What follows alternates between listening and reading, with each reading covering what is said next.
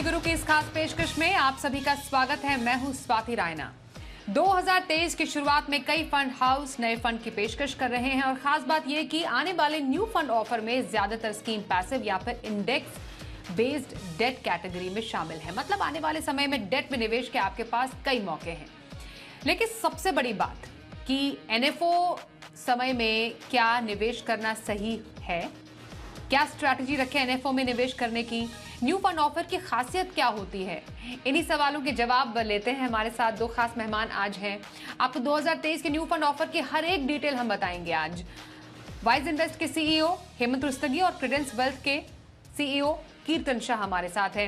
हेमंत जी और कीर्तन, आप दोनों का बहुत स्वागत करते हैं मनी गुरु के आज के इस खास कार्यक्रम में। दोनों को ही नव वर्ष की बहुत बहुत शुभकामनाएं देते हैं। और new year and new fund offer, हमेशा हम देखते हैं कि नए साल की शुरुआत में फंड हाउसेज नए फंड्स की पेशकश करते हैं। इस बार कुछ खास है इस बार के एनएफओ में।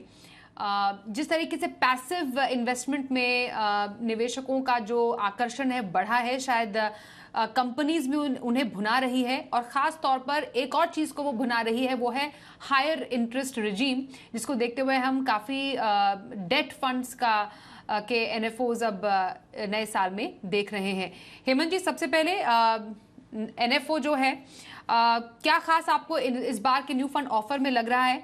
क्योंकि बहुत सारे जो एएमसीज हैं वो एक्विटी एनएफओस तो ला ही रही है, पर ज्यादा हम इंडेक्स या डेट बेस्ड इंडेक्स बेस्ड या फिर पैसिव बेस्ड जो एनएफओस अब देखेंगे डेट में। स्वाति, आपने बिल्कुल ठीक कहा। आई थिंक इसमें दो तीन इंपॉर्टेंट एस्पेक्ट हमें देखना होगा। अगर हम नॉर्मल इक्विटी फंड्स की बात करें तो जैसे हमने देखा कुछ बैलेंस एडवांटेज फंड है, कुछ मल्टी कैप फंड्स हैं। देखिए, सेबी ने कहा है कि जो कुछ कैटेगरीज हैं इक्विटी फंड्स की, उनमें एक कैटेगरी में आप एक ही फंड रख सकते हो। तो कुछ फंड हाउसेज हैं जिनके पास कुछ गैप्स हैं इसके अंदर, तो obviously over a period of time वो उन गैप को पूरा करने की कोशिश करते हैं कि जो भी फंड उनकी बास्केट में नहीं है वो फंड लेके आते हैं। आई थिंक वो एक नॉर्मल प्रोसेस है, वो शायद कंटिन्यू हो रहा है और आगे जाके भी कंटिन्यू होगा। दूसरी तरफ आपने बिल्कुल सही कहा कि जो इंडेक्स फंड्स हैं या जो पैसिव फंड्स हैं, उसके दो तीन कारण है। एक तो जैसा आपने कहा कि शायद इन्वेस्टर्स का रुझान वहां पे ज्यादा हो रहा है, वो भी एक है। आई थिंक इंपॉर्टेंट चीज ये भी है कि वहां पे भी अगेन मुझे लगता है वो बास्केट को कंप्लीट करने वाली बात है, क्योंकि कुछ कैटेगरीज जहां पे सेबी ने आपको अलाउ किया एज ए फंड हाउस कि आप एक से ज्यादा फंड कर सकते हैं, वो है डेट में अगर हम जाए तो जैसे टारगेट मैच्योरिटी फंड्स हो गए या फिर फिक्स मैच्योरिटी प्लान्स हो गई। और इक्विटी में जो है हमने देखा है काफी सारे इंडेक्सेस हैं जो इंडेक्स फंड या ईटीएफ उसको ट्रैक करते हैं, जैसे निफ्टी 50 हो गया, निफ्टी 100, सेंसेक्स, NV20, बहुत सारे इंडेक्सेस हैं। I think over a period of time हम क्या देख रहे हैं कि क्योंकि वहाँ पे गैप्स हैं फंड हाउसेस के बाद, वो उसको पूरा करने के लिए वो फंड आ रहे हैं, क्योंकि वहाँ पे कोई रिस्ट्रिक्शन नहीं है। और दूसरी बात जाहिर सी है, जिसके थोड़ा इंटरेस्ट भी वहाँ पे ज्यादा है तो वो भी हो रहा है। On the debt side again हम देख रहे हैं कि वहाँ पे जो पैसिव फंड्स है, पहले क्या होता था कि जब इंटरेस्ट रेट ऊपर होते थे तो लगता था कि ऑलमोस्ट पीक पे है, तो जो टॉप मोस्ट प्रायोरिटी थी इन्वेस्टर्स की वो रहती थी और फंड हाउसेस की भी रहती थी, वो थी फिक्स मैच्योरिटी प्लान। बट वो क्लोज एंड स्ट्रक्चर है, उसमें ऑब्वियसली इश्यूज हैं, उसमें लिक्विडिटी नहीं मिलती है। तो जो टारगेट मैच्योरिटी फंड्स हालांकि 2-3 साल पहले से शुरू थे, बट आई थिंक पिछले एक साल में हमने देखा कि काफी सारे फंड्स आए। और अगेन वहां पे भी आप देखते हैं कि जो पैसिवली मैनेज फंड्स हैं, चाहे वो निफ्टी एसडीएल को फॉलो करते हो या फिर पीएसयू बॉन्ड्स है या फिर जीसेक है, वहां पे भी काफी सारी वैरायटी है। तो आई थिंक क्योंकि इंटरेस्ट रेट पीक पे है और ये अच्छा समय है इन्वेस्टर्स के लिए पैसा लॉक करने के लिए एक इंडेक्स फंड में, तो इसी कारण से हम देख रहे हैं कि ये काफी सारे फंड इस कैटेगरी में आ रहे हैं। तो ये 2-3 कह सकते हैं ब्रॉडली कारण है कि हम देख रहे हैं कि किस तरह के जो एनएफओ है वो मार्केट में लॉन्च हो रहे हैं। तो एनएफओ बेसिकली उस एक पर्टिकुलर सीजन का मूड भी बयां करता है। कीर्तन, मतलब हम इसको इस तरीके से समझे, अगर इक्विटी में हमने देखा उतना मनचाहा रिटर्न नहीं मिल पाया, इतनी ज्यादा बाजार में वॉलेटिलिटी साल 2022 में रही है, 23 में भी कुछ ऐसे ही वॉलेटिलिटी रहने के संकेत तमाम एक्सपर्ट्स ने भी दिए, लेकिन डेट का बाजार शायद गुलजार रह सकता है। और यही एक मूड जो भापा एएमसीज ने भी जैसा हेमंत जी भी बता रहे हैं कि कई target maturity funds, basically target maturity funds का बाजार काफ़ी ज़्यादा बजिंग हमें लग रहा है। यही एक रीज़न है कि कई जो एएमसीज है वो बहुत सारे target maturity funds new fund offer के जरिए लेकर आए हैं, जिसमें फिर एफएमपीज भी शामिल हैं, कुछ मल्टी एसेट है, कुछ लॉन्ग ड्यूरेशन फंड्स हैं और एक आध बैलेंस एडवांटेज फंड भी है। सो दैट मीन्स जो मूड और माहौल है वो साल 2023 के लिए हम कुछ इस तरीके से सेट माने कि साल 2023 मोर और लेस डेट में ज्यादा पैसा कमाने का साल रह सकता है। स्वाति जी, आई थिंक आपने सही चीज को आइडेंटिफाई किया है, क्योंकि देखिए एज एन एएमसी आप जब भी नया फंड लॉन्च करने की कोशिश करते हैं, आपका ऑब्जेक्टिव यही होता है कि आप ज्यादा से ज्यादा पैसा अट्रैक्ट कर पाए अपने स्कीम को। तो ऑफ कोर्स एएमसी दो चीजों को ध्यान में रखकर नई एनएफओस को निकालते, जैसे हेमंत जी ने भी एक पॉइंट आइडेंटिफाई किया, ये है कि आज जो वो सेबी रेगुलेशंस के हिसाब से उनके पास स्पेस कौन सा है। अभी देखिए, अगर लार्ज कैप में सेबी कहता है कि आपके पास एक ही फंड हो सकता है, तो आप उसमें दूसरा एनएफओ नहीं ला सकते। पर मल्टी कैप एक ऐसी कैटेगरी है या मल्टी एसेट एक ऐसी कैटेगरी है जिसमें बहुत सारे एएमसीज हैं जिनके पास अभी भी एक फंड नहीं है जो सेबी ने अलाउ किया है। तो क्योंकि उनको वो गैप्स दिख रहे और वो एनएफओस ला रहे यहाँ पर, तो एक चीज तो ये डेफिनेटली, जैसे हेमंत जी ने भी कहा, कि जिन एएमसीज के पास गैप है उन एएमसीज के ज्यादा एनएफओस आएंगे, क्योंकि उनके पास वो अपॉर्चुनिटी है ज्यादा मार्केट में एनएफओस लाकर पैसा इकट्ठा करने की। अब आपका जो दूसरा पॉइंट था वो मैं डेफिनेटली अग्री करूंगा। देखिए, जो भी चीज चलने वाली है या जो भी चीज चल रही है उसी के ऊपर ज्यादा से ज्यादा एनएफओस आते हैं। तो अगर मार्केट बहुत अच्छा कर रहा है तो आप देखेंगे बहुत सारे इक्विटी एनएफओस आएंगे। अगर मार्केट अच्छा नहीं कर रहा, राइट, तो आप देखेंगे बहुत सारे डेट एनएफओस आएंगे। तो यही हो रहा है। आपने देखा 2022 उतना ज्यादा रोमांचक नहीं था रिटर्न्स के मामले में, और क्योंकि आज जनरल अंडरस्टैंडिंग ये है कि इंटरेस्ट रेट्स पीक हो जाएंगे बहुत जल्दी, तो आपको आज के ज्यादा इंटरेस्ट रेट्स को लॉक करके इन्वेस्टर्स को ये बताना है कि आप एफडी मत कीजिए, आप एक टारगेट मैच्योरिटी फंड कर लीजिए, जिसमें अगर आप आज निवेश करेंगे तो आपको 7, 7.5, 8% तक का रिटर्न मिल जाएगा। और क्योंकि ये म्यूचुअल फंड है और आप 3 साल से ज्यादा रहेंगे तो इंडेक्सेशन का एडवांटेज मिल जाएगा। तो क्योंकि ये अपॉर्चुनिटी आज अवेलेबल है और एएमसीज के पास ऐसी कोई रोक टोक नहीं है कि आप एक ही टारगेट मैच्योरिटी फंड ला सकते हैं, तो हर कोई ये कोशिश कर रहा है कि ज्यादा से ज्यादा टारगेट मैच्योरिटी फंड्स लाकर ज्यादा से ज्यादा पैसा पॉकेट करने की कोशिश की जाए, क्योंकि शायद 2023 में आपकी इक्विटी से उतनी ज्यादा एक्सपेक्टेशन ग्लोबल माहौल को देखकर नहीं लग रही। एब्सोल्युटली।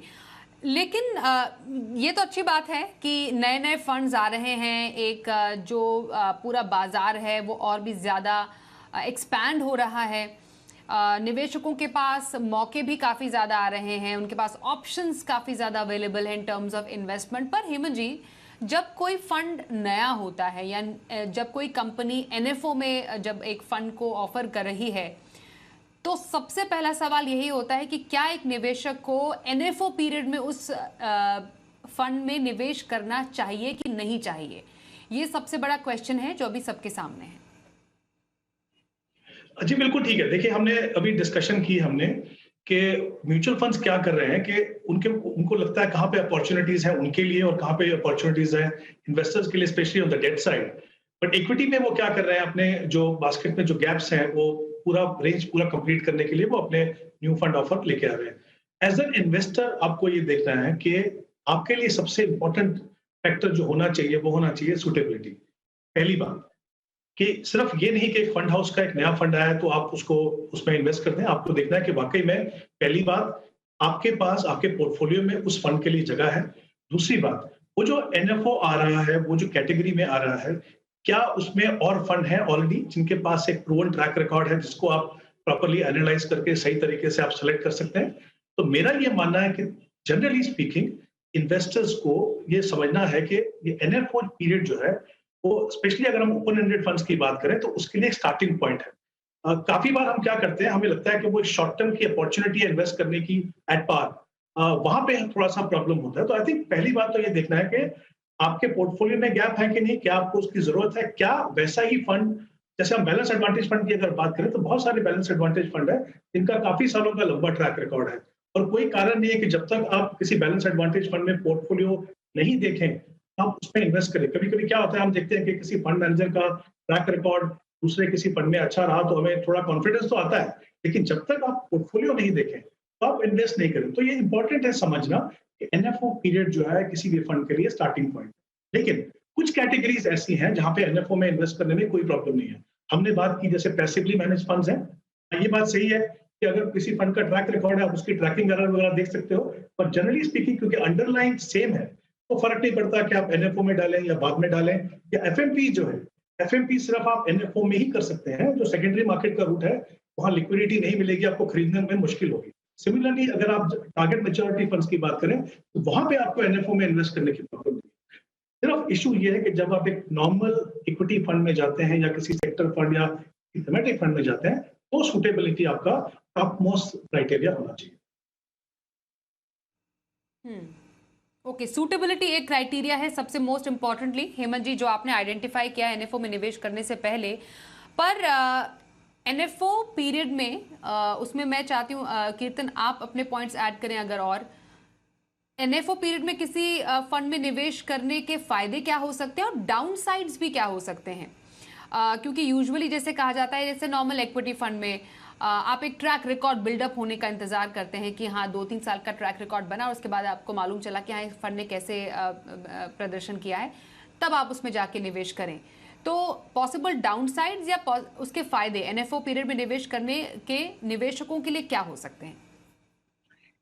देखिए स्वाति जी, मुझे ऐसा लग रहा है कि अगर आप एनएफओ में निवेश करने की कोशिश कर रहे हैं, और जैसे हेमंत जी ने भी राइटली आइडेंटिफाई किया, अगर मान लीजिए मेरे पास ऑलरेडी 20 फंड्स है जिनके पास 5 साल, 7 साल, 10 साल या 15 साल की हिस्ट्री है, राइट, तो मेरे लिए कोई लॉजिक नहीं बनता कि मैं एक नए फंड में पैसा लगाऊं, जबकि मुझे पता भी नहीं है कि वो फंड पैसा लेकर कौन से स्टॉक्स में और कैसे और क्या निवेश करने वाला है। और ना मेरे पास ये हिस्ट्री है ये कॉन्फिडेंस लाने के लिए कि अगर हिस्टोरिकली मार्केट में डाउन ट्रेंड आया था या ड्रॉडाउन्स थे तो इस फंड ने उस समय पे कैसे परफॉर्म किया था और कैसे ड्रॉडाउन्स को हैंडल किया था। देखिए, आप जब भी निवेश करने की कोशिश करते हैं इक्विटी फंड्स में, मुझे ऐसा लग रहा है कि रिटर्न्स देखने से ज्यादा आपको ये देखना है कि इस फंड मैनेजर ने जो ऑब्जेक्टिव था स्कीम का, उस ऑब्जेक्टिव को कितनी अच्छी तरीके से निभाया जब मार्केट्स ऑपोजिट डायरेक्शन में जा रहे थे। अब ये सब डेटा आपको एक एग्जिस्टिंग फंड में डेफिनेटली मिल सकता है, पर एक नए फंड में आपको इस चीज के बारे में कोई अंदाजा नहीं है। तो मुझे ऐसा लग रहा है कि एनएफओ में तभी निवेश करना चाहिए कि अगर एक प्रोडक्ट ऐसा आ रहा है जो शायद एग्जिस्टिंगली मार्केट में अवेलेबल नहीं है। तो मान लीजिए अगर मैं आपको कहूं कि IIFL का, if I am not wrong, एक पैसिव ELSS आया था, जो मार्केट में बहुत सारे ELSS स्कीम पैसिव में नहीं है। तो प्रोबेबली ये एक ऐसी थीम है कि शायद पैसिव में बहुत सारे ELSS फंड्स मार्केट में ऑलरेडी नहीं है, तो आपको ऐसा शायद लगे कि ये वाला थीम अच्छा है और इस थीम में मुझे पैसा लगाना चाहिए क्योंकि बहुत सारे पैसिव फंड्स नहीं है। तो एनएफओ में जब भी निवेश करें तो सूटेबिलिटी जो हेमंत सर ने कहा, उसके अलावा ये चीज डेफिनेटली देखिए कि क्या जो थीम या जो एनएफओ आ रही है ये थीम एग्जिस्ट कर रही है मार्केट में, और अगर एग्जिस्ट कर रही है ऑलरेडी तो मुझे नए फंड में जाकर कोई फायदा नहीं होने वाला है। तो एनएफओ में अगर एक नई थीम आ रही है जो एग्जिस्टिंगली अवेलेबल नहीं है, उस थीम पे डेफिनेटली आप सोच सकते हैं पैसा निवेश करने के लिए। ये इक्विटी पे है। पर अगर आप डेट की बात करें, मुझे ऐसा लग रहा है डेट में अगर आप एफएनपीज या टारगेट मैच्योरिटी फंड्स छोड़ दे तो डेट में मेरे हिसाब से आपको एनएफओस में बिल्कुल निवेश नहीं करना चाहिए, क्योंकि डेट में जितनी भी छोटी एयूएम वाली स्कीम्स होती है, यानी अगर आपका नया फंड है तो उसमें एयूएम कम होगा, बहुत मुश्किल होता है फंड मैनेजर को ये पैसा निवेश करके कंसंट्रेशन रिस्क को कम रखने के लिए। तो मान लीजिए अगर आपके एनएफओ ने सिर्फ 200 करोड़ रुपया इकट्ठा कर पाया और अगर एक बॉन्ड में पैसा निवेश करने के लिए 20 करोड़ रुपया लग जाता है, तो शायद आप अपने पोर्टफोलियो में 8 या 10 स्कीम से ज्यादा या बॉन्ड से ज्यादा पैसा एलोकेट ही नहीं कर पाएंगे, जिससे कॉन्सेंट्रेशन रिस्क इतना बढ़ जाता है। तो मुझे ऐसा लग रहा है कि डेट में अगर एफएमपी और आप टारगेट मैच्योरिटी फंड्स को छोड़ दे तो आपको लार्जली डेट में एनएफओ से दूर रहना चाहिए। और इक्विटी में भी अगर आपको कोई एक ऐसा थीम मिल रहा है जो एग्जिस्टिंग नहीं है मार्केट में, तभी आप एनएफओस को देखें, वरना एनएफओस में पैसा निवेश करने का मुझे बहुत ज्यादा कोई एडवांटेज नहीं दिखता।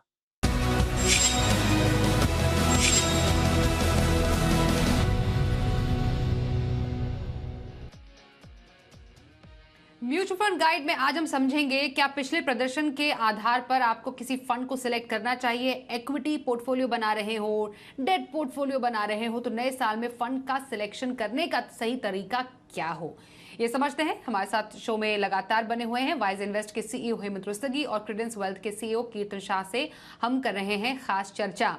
तो सबसे पहले हेमंत जी, जब भी फंड सिलेक्ट करने की बात आती है, जो निवेशक होते हैं या जो इनफैक्ट एक नया निवेशक भी है, वो तुरंत कोई ऑनलाइन साइट खोलते हैं और देखते हैं कि हाँ इस फंड का पिछले प्रदर्शन क्या है और इस फंड के पिछले पास्ट परफॉर्मेंस क्या रहा है, उनको कंपेयर करके अपने लिए एक पोर्टफोलियो क्रिएट करते हैं।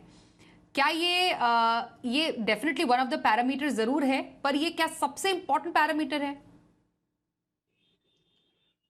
देखिए स्वाति, बिल्कुल आपने सही कहा कि ये एक डेफिनेटली इंपॉर्टेंट पैरामीटर है, लेकिन ऐसा नहीं है कि ये सिर्फ इकलौता पैरामीटर होना चाहिए। अगर ऐसा होता तो फिर बहुत आसान होता। ये बात सही है कि हम हमेशा कहते हैं कि म्यूचुअल फंड एक बहुत ही सिंपल इन्वेस्टमेंट ऑप्शन है, उसमें इन्वेस्ट करना बहुत आसान है, लेकिन इतना भी आसान नहीं है कि आप ऑफ द शेल्फ कुछ भी अपने फंड उठाया, परफॉर्मेंस देखी और उसमें इन्वेस्ट कर दिया। उसके बहुत सारे पिटफॉल्स हैं, उसके बहुत सारे नुकसान है, स्पेशली जब आप शॉर्ट टर्म परफॉर्मेंस के ऊपर डिपेंड करते हैं। देखिए होता क्या है कि मार्केट में हमने देखा कि मार्केट के डिफरेंट सेगमेंट्स अलग अलग समय पे अलग तरीके से बिहेव करते हैं। तो एक ऐसा समय हो सकता है मार्केट में जब स्मॉल कैप, मिड कैप अच्छा कर रहे हैं, सेक्टर और थीमेटिक फंड भी अच्छा कर रहे हैं, स्पेशली जब मार्केट जो है राइजिंग मार्केट है। तो अगर आप सिर्फ परफॉर्मेंस देख के, शॉर्ट टर्म परफॉर्मेंस देख के जाएंगे तो फिर आपका सारा पैसा जो है वो एग्रेसिव फंड्स में होगा, तो जो शायद फाइनेंशियली और साइकोलॉजिकली वो आपके लिए बिल्कुल भी सही नहीं है लॉन्ग टर्म में। वैसे ही अगर आप देखें कि एक अच्छा फंड है, लेकिन कभी कभी मान लीजिए कुछ क्वार्टर्स उस फंड ने अच्छा नहीं किया, क्योंकि जो पैसा है कुछ सेट ऑफ सेक्टर से दूसरे सेट ऑफ सेक्टर्स में मूव करता है, तो इसका मतलब ये नहीं कि अगर जिस फंड ने कंसिस्टेंटली इतने लंबे समय से परफॉर्म किया, अगर कुछ क्वार्टर्स में नहीं किया तो वो खराब फंड हो गया। तो आई थिंक शॉर्ट टर्म में परफॉर्मेंस देखने से सबसे बड़ा नुकसान ये है कि जैसे मैंने कहा कि अगर आप गिरते बाजार में कर रहे हैं तो आप इक्विटी में पैसा नहीं लगाएंगे। तो या तो फिर आप अपने पोर्टफोलियो को बहुत ज्यादा एग्रेसिव बना देंगे, क्योंकि फिर आप राइजिंग मार्केट में देख रहे हैं कि कहाँ पे पैसा ज्यादा बन रहा है, या फिर बहुत ही ज्यादा कंजर्वेटिव हो जाएंगे, तो उसका खामियाजा जो है आपको लॉन्ग टर्म में उसका भरना पड़ेगा। तो इंपॉर्टेंट चीज है कि आप ये समझिए कि एक पैरामीटर है, और अगर देखना भी है आपको तो लॉन्ग टर्म की परफॉर्मेंस को देखिए, क्योंकि जैसे पहले हमने बात की शो में कि जब हम लॉन्ग टर्म परफॉर्मेंस देखते हैं तो हम देखते हैं कि डिफरेंट मार्केट फेजेस में फंड ने किस तरीके से डाउन टर्न में और राइजिंग मार्केट में किस तरीके से बिहेव किया। तो परफॉर्मेंस एक पैरामीटर जरूर है, लेकिन इकलौता पैरामीटर कभी भी नहीं होना चाहिए। ओके कीर्तन, जिन लोगों ने मानिए साल 2020, 21 या 22 में अपना पोर्टफोलियो, इक्विटी पोर्टफोलियो की चलिए पहले बात करते हैं, उन्होंने बनाया, और जो अब अपना पोर्टफोलियो 2023 ऑनवर्ड्स बनाएंगे, उसमें क्या डिफरेंस होगा? बेसिकली जब हम एक इक्विटी पोर्टफोलियो, जब इक्विटी फंड सिलेक्ट करते हैं अपने पोर्टफोलियो के लिए, तो कौन सी स्ट्रैटेजी है या कौन से ऐसे स्टाइल है, कौन सा ऐसा तरीका है जो एक निवेशक को ध्यान में रखने की जरूरत है? क्योंकि यहाँ अब हम प्रदर्शन की बात नहीं कर रहे हैं, बाकी फैक्टर्स की बात कर रहे हैं। स्वाति देखिए, होता ये है कि अगर आप पिछले 1 साल 3 साल का परफॉर्मेंस देखकर अगर फंड चूज करेंगे तो इनवेरिएबली हो ये जाएगा कि आपके पोर्टफोलियो में एक स्टाइल के फंड्स आ जाएंगे। देखिए 3 स्टाइल के फंड्स है या 3 स्टाइल है इन्वेस्टमेंट्स की जो फंड मैनेजर्स आज म्यूचुअल फंड में यूज करते हैं। आप एक को कहते हैं वैल्यू स्टाइल, दूसरे को कहते हैं ग्रोथ स्टाइल, और तीसरे को कहते हैं मोमेंटम स्टाइल। देखिए ये तीनों स्ट्रेटेजीज अलग अलग मार्केट सिचुएशंस में और इकोनॉमिक सिचुएशंस में अलग अलग तरीके से काम करती है, राइट। अब होता क्या है, अगर आप पिछले 1 या 2 साल को देख ले, वैल्यू स्टाइल चल रहा है, तो अगर आप पिछले 1 या 2 साल का रिटर्न देखेंगे, आपको सब फंड्स ऐसे मिलेंगे जिन्होंने अच्छा परफॉर्म किया जो वैल्यू स्टाइल ऑफ इन्वेस्टिंग करते हैं। अगर आप उन सब फंड्स को आपके पोर्टफोलियो में ऐड कर लेंगे तो आपके पोर्टफोलियो में सिर्फ वैल्यू स्टाइल ऑफ इन्वेस्टिंग के फंड्स आ जाएंगे। अब देखिए, अगर मैं आपको एक एग्जांपल दूं, जब भी मार्केट एक्सपेंसिव लगता है, यानी हिस्टोरिकल वैल्यूएशन से आपको लग रहा है कि मार्केट थोड़ा सा महंगा है, थोड़ा सा हायर लेवल्स पे ट्रेड कर रहा है, आप देखेंगे उस समय पे ज्यादा से ज्यादा पैसा वैल्यू स्टॉक्स में लगता है, क्योंकि फंड मैनेजर भी एक सस्ता स्टॉक ढूंढने की कोशिश कर रहे हैं। तो जब मार्केट्स एक्सपेंसिव होते हैं तो उस समय पे वैल्यू स्टॉक्स में पैसा ज्यादा निवेश होता है, जिसकी वजह से वैल्यू एज अ थीम अच्छा करने लगता है। इनवर्सली जब भी आपको लगे कि मार्केट सस्ता है, गिर चुका है for whatever reason, global reason भी हो सकता है, उस समय पे ज्यादा से ज्यादा पैसा ग्रोथ या मोमेंटम जैसे स्टॉक्स में लगता है। तो मार्केट अगर सस्ता है और वहां पर आप ग्रोथ या मोमेंटम वाले स्ट्रेटेजी वाले फंड्स में पैसा लगाएंगे तो वो फंड्स अच्छा करते हैं। पर देखिए एज अ रिटेल इन्वेस्टर आपको ये आइडेंटिफाई कर पाना कि मैक्रो सिचुएशन क्या है और उस समय पे कौन सा फंड चले, मुझे ऐसा लग रहा है कि काफी मुश्किल है एज अ रिटेल इन्वेस्टर्स आप ये कर पाए।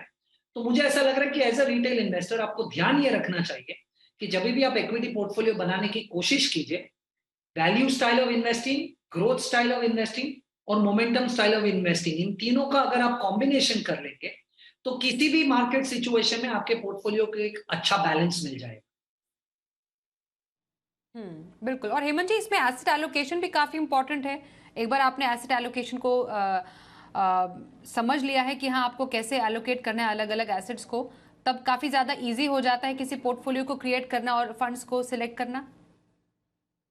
जी बिल्कुल, देखिए इन्वेस्टमेंट स्पेशली जब हम म्यूचुअल फंड इन्वेस्टमेंट की बात करते हैं तो एक वहां पे एक प्रोसेस है। जैसे आप पहले अपनी एसेट एलोकेशन देखते हैं, फिर देखते हैं कि ऐसे कौन से फंड्स हैं कि जो मैंने एसेट क्लासेस चुनी है, जिस प्रोपोर्शन में चुनी है, मुझे बेस्ट कहां से रिजल्ट मिल सकता है। तो फिर पहला स्टेप आपका एसेट एलोकेशन, फिर आपका स्टेप होता है फंड की सिलेक्शन। प्रॉब्लम क्या है, जब आप खाली परफॉर्मेंस को देखते हो तो आप सीधे सीधे जो है फर्स्ट स्टेप अपना सिलेक्शन को बना देते हो। तो कहीं ना कहीं जो भी आपका एक रिस्क एक्सेप्टिंग लेवल है वो कहीं ना कहीं आप उसको साइड लाइन कर देते हैं, और फिर जैसा मैंने पहले कहा कि या तो अपने पोर्टफोलियो को बहुत ज्यादा एग्रेसिव बना देते हैं या तो फिर बहुत ज्यादा कंजर्वेटिव बना देते हैं। तो आई थिंक इट्स इंपॉर्टेंट है कि हम एक प्रोसेस को फॉलो करें। जैसे हम हमेशा बात करते हैं कि एसेट एलोकेशन को फॉलो कीजिए, फिर अगर देखना है आपको फंड में तो कंसिस्टेंसी देखिए। कंसिस्टेंसी परफॉर्मेंस की तो है ही, उसके अलावा जो फंड की जो फिलॉसफी है, जो स्ट्रेटेजी है, वो कितनी कंसिस्टेंसी से फॉलो करती है। आप किसी भी ऐसे फंड में इन्वेस्ट नहीं करना चाहोगे जहां पे हर 6 महीने के बाद या 3 क्वार्टर के बाद आपको पोर्टफोलियो बिल्कुल डिफरेंट लगे। ये बात सही है कि कुछ पोर्टफोलियो में बदलाव करने जरूरी होते हैं, लेकिन ऐसा नहीं होना चाहिए कि पोर्टफोलियो बिल्कुल डिफरेंट लगे, आपको पता ही नहीं चले कि क्या यही फंड था जिसमें आपने इन्वेस्ट किया था। तो कहीं ना कहीं इंपॉर्टेंट है कि आप कंसिस्टेंसी को देखें, जैसे मैंने पहले कहा, सूटेबिलिटी को देखें। और अगर इनफैक्ट इसी में अगर मैं ऐड करना चाहूँ, अगर हम डेट फंड की बात करें, इनवर्स रिलेशनशिप है, हमको पता है इंटरेस्ट रेट और बॉन्ड प्राइसेस का। अगर आज मैं पिछले 1 साल की परफॉर्मेंस देखूं तो मैं डेट फंड में इन्वेस्ट नहीं करूंगा, जबकि हमने अभी बात की कि एफएमपीज और जो टारगेट मैच्योरिटी है वो एक अच्छी खासी एक अपॉर्चुनिटी है डेट इन्वेस्टर्स के लिए। तो इंपॉर्टेंट है कि जो और दूसरे फैक्टर्स हैं उनको भी उतनी तवज्जो दीजिए जितनी आप परफॉर्मेंस को देते हैं। बिल्कुल। कीर्तन, वेरी क्विकली, क्योंकि समय कम है, क्योंकि डेट की यहाँ पर बात हुई। सो 2023 में ऑफ कोर्स जैसा हेमंत जी ने बोला 2022 जैसा सिचुएशन नहीं है। 23 में फिक्स्ड इनकम को का फंड या फिर बेसिकली डेट इन्वेस्टमेंट को चुनने के पीछे के मेन फैक्टर्स क्या होने चाहिए? देखिए स्वाति जी, मुझे ऐसा लग रहा है और मेरा पर्सनल मानना है कि अगर आपके पास 3 साल का इन्वेस्टमेंट होराइजन है आज से, तो सबसे पहले तो टारगेट मैच्योरिटी फंड्स एक बहुत अच्छा ऑप्शन है।